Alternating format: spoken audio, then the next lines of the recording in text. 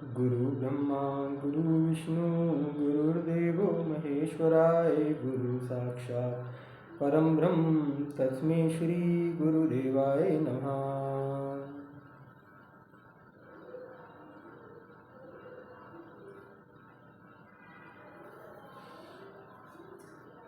ज्योतिष के विद्यार्थियों और जिज्ञासुओं, आपका बहुत बहुत धन्यवाद मुझे प्रोत्साहित करने के लिए, मेरा साहस बढ़ाने के लिए और मुझे ऊर्जावान बनाए रखने। आपके द्वारा किया गया एक भी लाइक, एक भी कमेंट मुझे स्वीकार है, किसी भी रूप में है, किसी भी भाव के साथ। आशा करता हूँ आपके कमेंट्स इसी प्रकार कंटिन्यू रहेंगे और सबसे अच्छे वो कमेंट्स जो वीडियो में गलती बताते हैं। सुधार कर रहा हूँ, सुधार करता रहूँगा, आप सजेशन देते रहिएगा। आप सभी का तहे दिल से बहुत बहुत धन्यवाद जिन्होंने गलतियों को पकड़ा और शेयर किया। ईमानदार प्रयास रहेंगे कि वह गलतियां फिर से ना हो।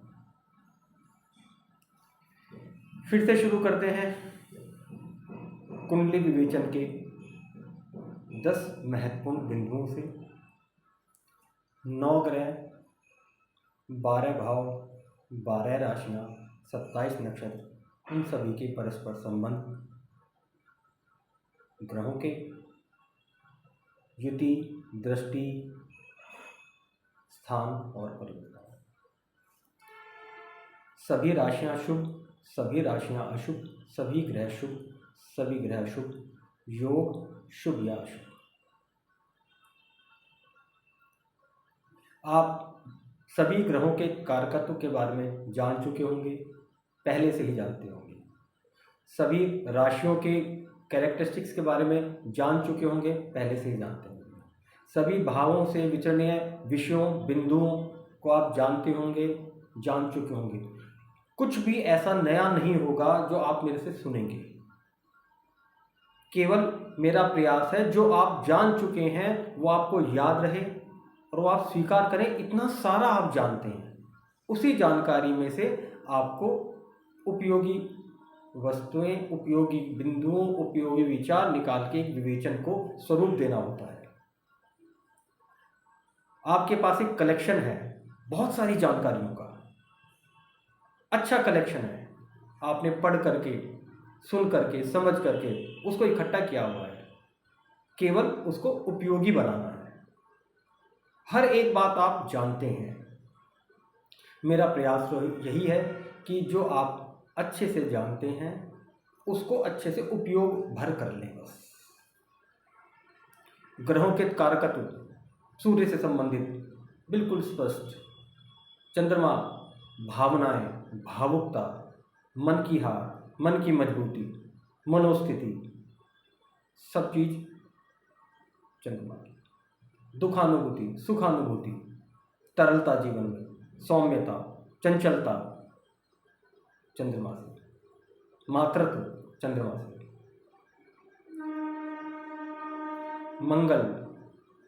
देखिए एक और बात, किसी भी, क्योंकि जब भी कोई कुंडली विवेचन के लिए हमारे समक्ष आता है या हम किसी कुंडली पर विचार करते हैं, सबसे पहले ये स्वीकार कीजिए कि वह एक सांसारिक व्यक्ति है। कोई संत महात्मा हमारे समक्ष कुंडली विवेचन के लिए नहीं आए। तो अगर वह सांसारिक व्यक्ति है तो उसका भी जो अपना संसार है उन्हीं लोगों से मिलजुल करके बना है जिनसे हमारा अपना हुआ है।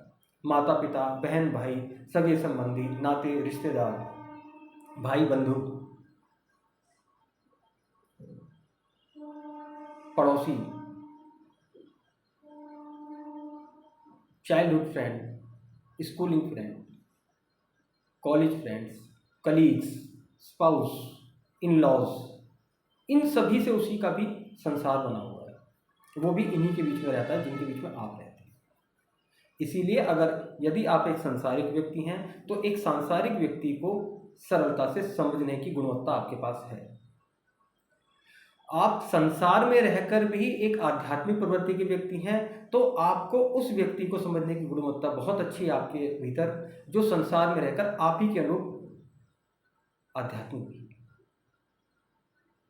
आप संसार में रह करके धार्मिक प्रवृत्ति के व्यक्ति हैं, धार्मिक क्रियाकलापों में आप इन्वॉल्व रहते हैं, आप धार्मिक आचरण करते हैं, आप धर्म से जुड़े हुए हैं, धर्म के स्वरूप को पहचानते हैं, तो आप ऐसे व्यक्ति को बहुत अच्छे से सरलता से पहचान जाते हैं।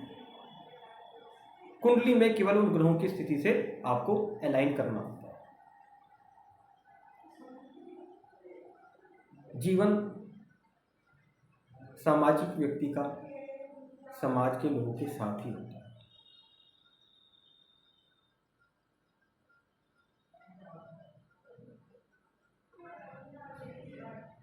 इसीलिए आप ये स्वीकार करें सबसे पहले कि वो जो सामने व्यक्ति बैठा है उसके जीवन की बहुत सारी चुनौतियां हैं, बिल्कुल ऐसी ही हैं जैसे आपने जीवन में फेस करी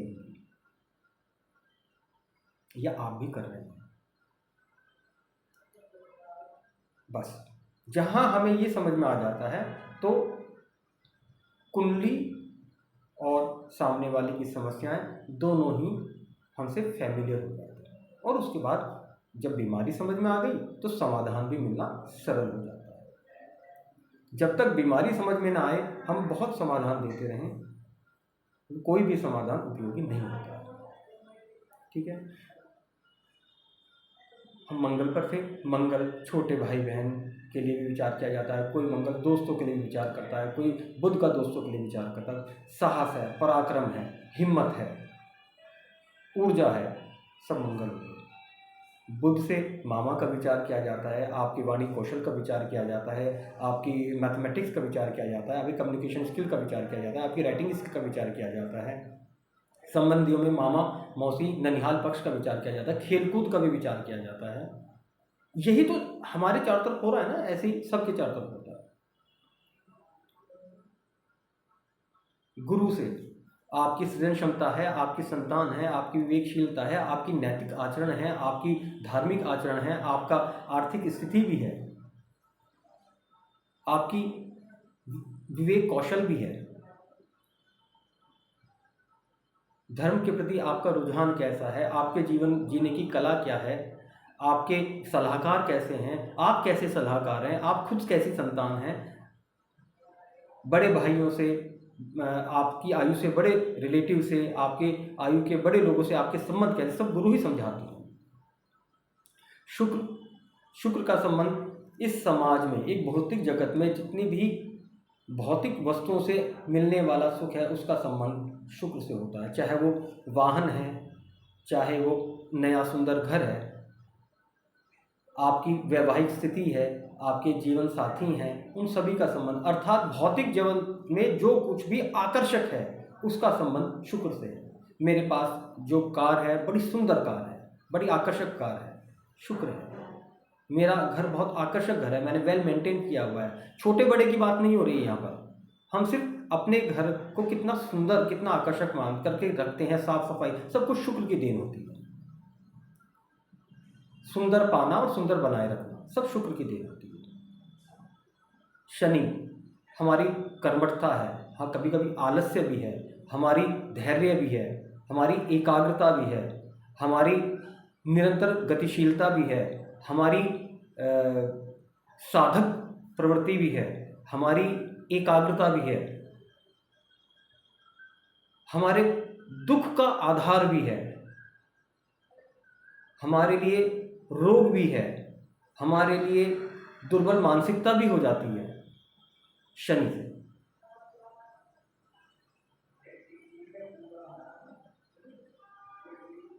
ये सब कुछ बातें ग्रह अपनी अपने द्वारा हमें समझाते हैं। इनकी इंटेंसिटी, इनकी त्वरा, इनकी तीव्रता उनकी अवस्थाओं के अनुरूप, उनके स्थान के अनुरूप, उन जहाँ पर जिस राशि में वो बैठे हुए हैं उसके अनुरूप कम या ज़्यादा होती है।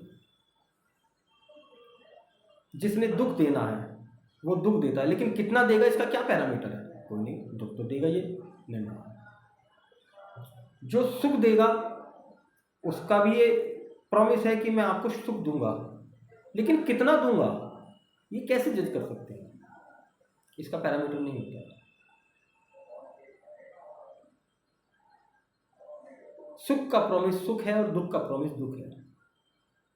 यदि चंद्रमा हमारा निर्बली है, कमजोर है, अंशात्मक रूप से कमजोर है, पक्ष के अनुरूप कमजोर है, 6-8 बार से संबंध होता है, तो सुख अनुभूति हो कैसे?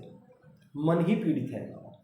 जीवन में भौतिक सुख साधन होने के बावजूद भी सुख अनुभूति नहीं होती है, क्योंकि मन खुश नहीं होता है, मन पीड़ित रहता है। क्या कर सकते हैं बाप? फिर हम ये कहते हैं कि अरे इसके पास तो संपन्नता के सारे पैरामीटर हैं, सभी पैरामीटर पे खड़ा उतरता, फिर इसका बात कर दो। जैसे हम ही कहते हैं एक व्यक्ति जिसके पास कुछ नहीं है, मन बड़ा मजबूत है, मन यानी कि चंद्रमा केंद्र में है या त्रिकोण में है, शुभ दृष्ट है, वो जीवन की प्रतिकूल परिस्थितियों को भी चुनौती के रूप में स्वीकार करता है। मन मजबूत है, कहता है कर लूंगा, जिद्दी नहीं है वो, चंद्रमा मजबूत है। हमारे बुजुर्ग जनों का कहना है, कहावत भी है, बचपन से सुनते आते हैं, ऐसी कोई बात नहीं कहूँगा जो हमने समाज से न सीखी हो, अपने बड़े बुजुर्गों से न सीखी हो, अपने आसपास के एनवायरनमेंट से न सीखी हो, सारी वही बातें रिपीट होंगी, सिर्फ आपको याद दिलाते हैं। हमारे बड़े बुजुर्गों का कहना है, मन के हारे हार, मन के जीते जीत। चंद्रमा बली है, केंद्र या त्रिकोण में बैठा हुआ है, केंद्र या त्रिकोण का स्वामी है, शुभ ग्रहों से दृष्ट है, अंशात्मक रूप से भी बली है, पक्षात्मक रूप से भी बली है। तो ऐसा व्यक्ति जीवन की प्रतिकूल परिस्थितियों को चुनौतियां मानता है, छठागर चुनौतियों का है, जिसे हम दुख का भाव कहते हैं। 8वां घर एडवर्स सिचुएशन का है, बड़ी चुनौतियां हो गई हैं, अचानक कुछ भी हो गया, तो वो 8वें घर को अपॉर्चुनिटीज मानता है, बड़ी चुनौती। और जहां चंद्रमा कमजोर हो गया तो उसके लिए अपॉर्चुनिटी भी डिफिकल्टी है, प्रॉब्लम। अर्थात मजबूत मनोस्थिति के साथ प्रतिकूल परिस्थितियां अवसर प्रतीत होती हैं, और निर्बल मनोस्थिति के साथ प्रतिकूल परिस्थितियां समस्याएं प्रतीत होती हैं। सब कुछ हमारे मन से बंधा हुआ है। इसीलिए यदि किसी भी कुंडली में व्यक्ति का चंद्रमा बली है तो वह व्यक्ति प्रतिकूल परिस्थितियों में भी सामने डटकर खड़ा रहता है। उसका शरीर कमजोर हो गया है तो हार नहीं मान रहा, कर रहा है, बस कैसे भी करे। मैं किसी भी सेलिब्रिटी की कुंडली पर कोई बात नहीं करता हूं, क्योंकि मैं किसी सेलिब्रिटी को नहीं जानता। किसी भी सेलिब्रिटी की कुंडली उठाओ, उस पर वो सब बातें सेट कर दें जो हमने मीडिया से सुनी है या नेट पर उनके बारे में पढ़ा, और अपनी बात रख दो, जबकि ये भी नहीं पता कि वो उस सेलिब्रिटी की कुंडली है या नहीं है।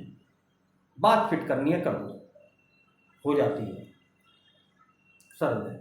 लेकिन मैं ये जरूर कहूंगा कि मन के हारे हार, मन के जीते जीत। स्टीफन हॉकिंस कितनी बीमारी से ग्रस्त थे, कितनी पीड़ा में उन्होंने जीवन जिया, लेकिन कितना कुछ दे के गए।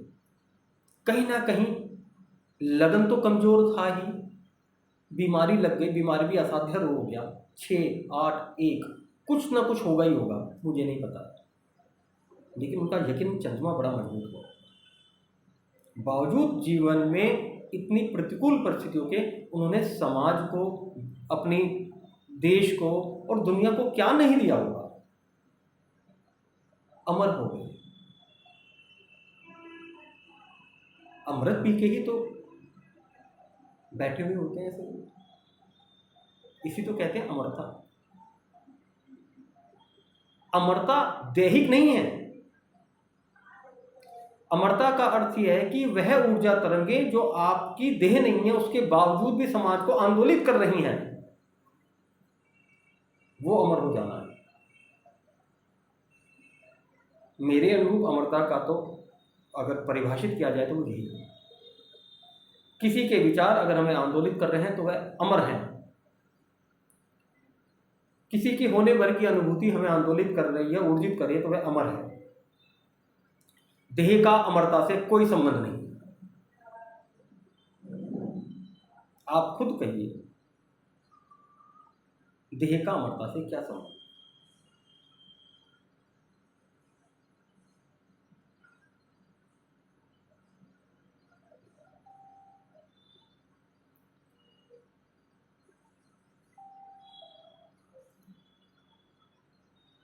अमरता का संबंध उन विचारों, उन मानसिक ऊर्जा तरंगों से हैं जो किसी ऊर्जा के श्रेष्ठ स्रोत से उत्सर्जित होती हैं और हमें आंदोलित करती हैं, हमें अमरत्व की ओर ले जाती हैं। इसी को कहते हैं अमृत रसपान करना, वाइब्रेंट हो जाना।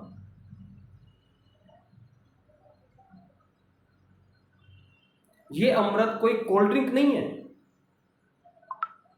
कि जिसको पीकर के कोई अमर हो जाता है।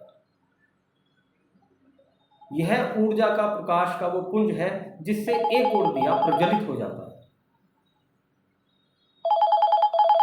इसीलिए कहा जाता है ज्योत से ज्योत जलाते।